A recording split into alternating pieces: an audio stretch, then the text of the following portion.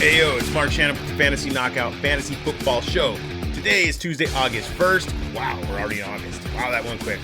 Football's coming, guys. You can follow the show on social media at Fantasy Knockout. Make sure to subscribe whatever platform you're watching or listening on.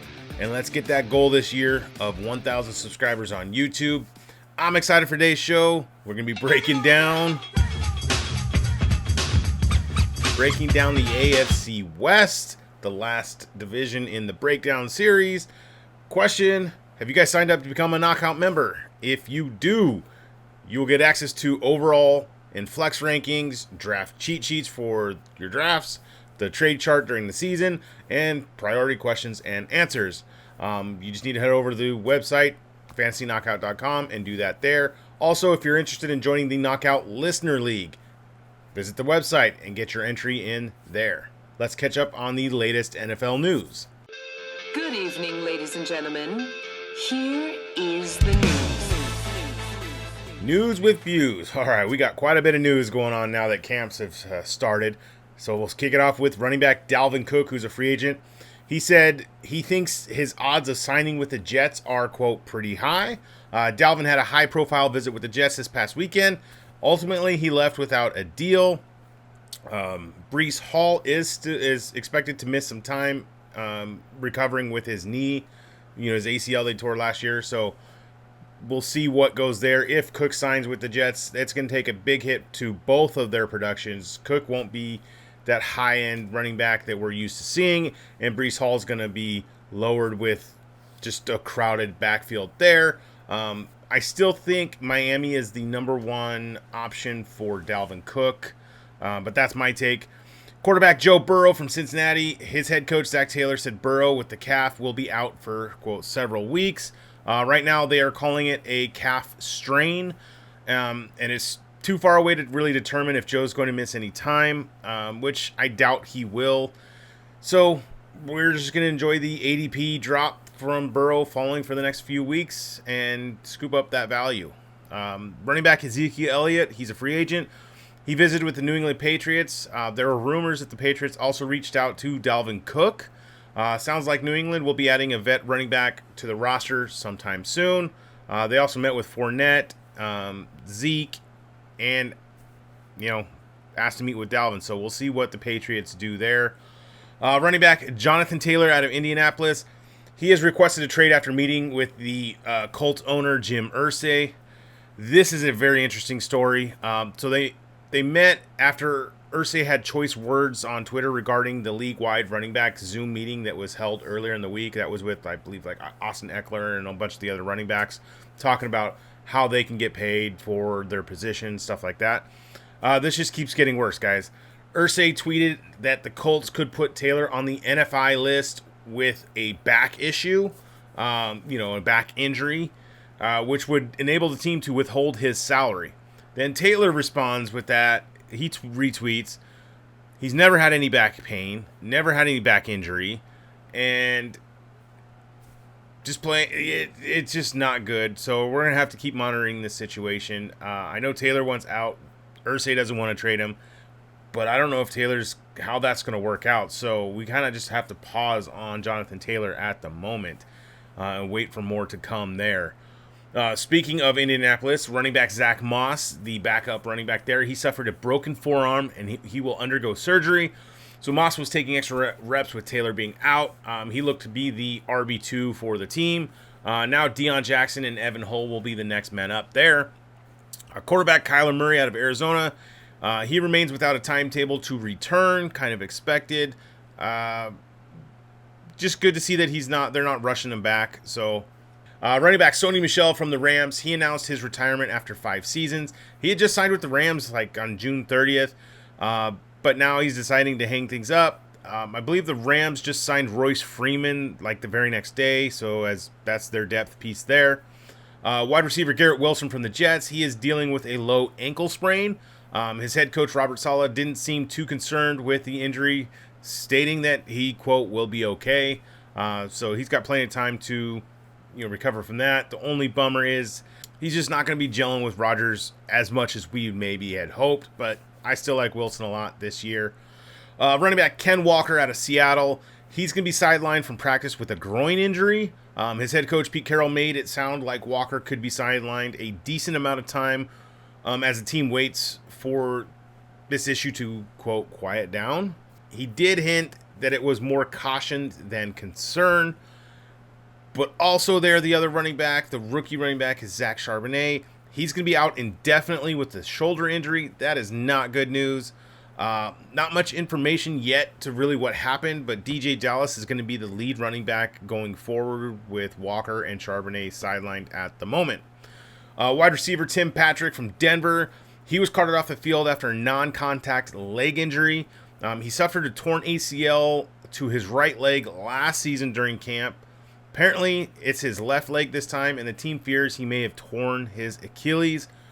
Ouch, bummer. But the only receiver there we're kind of interested this year is Jerry Jeudy, kind of passing on Courtland Sutton. Maybe Marvin Mims can sneak up as a later round option there, but anyways. Running back Ronald Jones from Dallas. He's been suspended two games for PEDs. Not a good look for if you're trying to be the running back 2 behind Pollard there for the Cowboys. I don't know. That's not good. Main event. All right, the main event, the AFC West. And quick disclaimer, guys, these are my projections for the year. This is, if there's any news of injuries or free agent signings, they'll get adjusted. And just check out the shorts because I'm posting them on YouTube as shorts. And I would make adjustments there if any big news happens. So to start it off, the Denver Broncos. Last year they were 5-12. Vegas win totals this year's got them projected at 8.5, so up from last year. Let's say under. I'm gonna go under. I don't know if they'll get 9 wins. I think they'll hover around that 7-8 mark. The quarterback there is still Russell Wilson. He's going in the 11th round at 11.06. Got him slotted for 4,029 yards, 25 touchdowns, 10 interceptions, rushing for 310 yards and 2 touchdowns. The running backs there are Javonte Williams and Samaje Perine. Javonte is going in the 5th round at 5.06. Got him slotted for 10 games, expecting him to maybe be on the POP list. Hopefully that's not the case, and he is out there more, and we can increase his projections. But as of now, I got him for 606 yards, 4 touchdowns, 30 receptions for 196 yards and a touchdown. Samaje Perine's going in the 10th round. I like his value. He is somebody I'm looking to draft in the later rounds, double-digit rounds, as a starting running back to start the season. Got him for 14 games, 730 yards, 5 touchdowns, 40 receptions, 295 yards, and 2 touchdowns. The receivers there, we have Jerry Jeudy. He's going in the 6th round at 6.07. I got him for 15 games, 74 receptions for 1,049 yards, 6 touchdowns. The other receiver there is Courtland Sutton. He's going in the 9th round. I got him slotted for, 58 receptions for 785 yards, 4 touchdowns. I had Tim Patrick projected for a couple stuff, but with that injury, he's out for the year most likely. The tight end there is Greg Dulcich. He's going in the 13th round. I got him for 45 receptions, 561 yards, and 4 touchdowns. All right, the Kansas City Chiefs are next. Last year they were 14-3. The win total projection this year is at 11.5. Let's go over. I think they can hit 12 easily. The quarterback, Patrick Mahomes, he's going in the 3rd round at 3.03. Like the value there if he slips in the 3rd round. Anything higher than that is just too rich for my drafting likeness. I got him for 5,000 yards, 39.5 touchdowns, 10 interceptions, and rushing for 328 yards and 3 touchdowns. The running backs, we have several. Isaiah Pacheco, he's going in the 6th round. He is the lead running back there. Got him for 904 yards, 6 touchdowns, 23 receptions for 228 yards, and 1 receiving touchdown. Jerick McKinnon, he's going in the 11th round. He's got him slotted for, 269 yards, 1 rushing touchdown, 52 receptions for 404 yards, and 4 touchdowns. Like his value later in those double digits. And then Clyde Edwards-Helaire, he's still there. He's going in the 11th round. Seems like he's just forgotten. I got him for 379 yards, 3 touchdowns, 19 receptions for 153 yards and a touchdown. The receivers there, we have Kadarius Toney, who's going in the 6th round at 6.09. I have him for 58 receptions, 649 yards, 4 touchdowns. Marquez Valdez-Scantling, MVS, he's going in the 13th round at 13.10. Got him for 40 receptions, 683 yards, 4 touchdowns.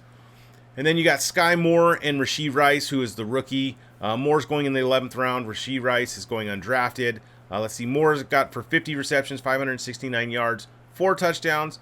Rice I have for 34 receptions, 476 yards, and 4 touchdowns. Travis Kelce is the tight end there. He is the main pass-catching option there. He's going at 108, so in that first round. I'm not a big fan of taking tight ends early, but if you do, he's the one to own this year. I have him for 105 receptions, 1,266 yards, and 10 touchdowns, and that could even be higher because it just seems like him and Pat have this just crazy connection. The Las Vegas Raiders are next. Last year they were 6-11. The win total projection this year is at 7.5. Let's go under. Yes, it is my team, and I'm acknowledging they're going to suck this year. So the quarterback, Jimmy Garoppolo, he's going in the 14th round. Got him for 3,961 yards, 24 touchdowns, 13 interceptions, 48 yards rushing, and 1 rushing touchdown. The running back right now I have projected is Josh Jacobs. He's going at 110, so late first round. 1,339 yards, 9 touchdowns, 43 receptions for 313 yards, and 1 receiving touchdown. The receivers there are Devontae Adams, who's going in the second round at 206, 94 receptions for 1,366 yards and 8 touchdowns. Jacoby Myers, who's going in the 10th round. Let's see, Jacoby I got for 73 receptions for 859 yards, 5 touchdowns. And Hunter Renfrow, he's going in the 11th round for 49 receptions, 550 yards, 2 receiving touchdowns. And then the tight ends, there's 2 of them there, Austin Hooper and the rookie Michael Mayer. They're both going undrafted. I probably won't be touching either of these guys this year. Hooper I have for 38 receptions for 392 yards and 2 touchdowns. Mayer I have for 35 receptions, 372 yards, and 3 touchdowns. We just don't know when they will produce, and I don't see Jimmy G really using his tight end all that much this year. The Los Angeles Chargers, last year they were 10-7. The win projected total this year is at 9.5. I think they'll repeat what they did last year. 10-7 sounds like a good, solid number for them, so let's go over. Now, the quarterback there is Justin Herbert. He's going in the 5th round at 508. I will take that value all day long. If I can get Herbert in the 5th round, I am doing that, locked and loaded. I have him for 4,909 yards, 32 touchdowns, which could even be more, 10 interceptions, 211 rushing yards, and 2 rushing touchdowns. Love that value of Justin Herbert this year. The running back there is Austin Eckler. He's going at 102, usually the second running back off the board. Got him for 931 yards rushing, 9 rushing touchdowns, 72 receptions for 546 yards, 4 touchdowns. The backup there is, Joshua Kelly. He's going in the 14th round. I have him projected for 415 yards, 3 touchdowns, 15 receptions for 103 yards, and no receiving touchdowns. The receivers there are Keenan Allen. He's going in the 4th round at 404. Got him for 99 receptions for 1,093 yards, 6 touchdowns. Mike Williams, who's still there, he's in the 6th round. I have him slotted for 74 receptions for 1,088 yards and 7 touchdowns. The rookie is Quentin Johnson. He's going in the 12th round at 1209. I got him for 52 receptions for 770 yards and 5 touchdowns. And then the tight end there is Gerald Everett. He's going in the 12th round. You can take a stab at him. Not as high on him as I was last year. But Everett I got for 48 receptions for 498 yards and 4 touchdowns.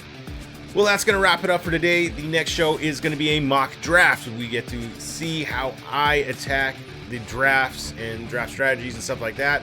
Thank you for listening to the show. Make sure to subscribe whatever platform you're on. Please leave that rating and review. It really helps me out. All right. Till next time. See ya.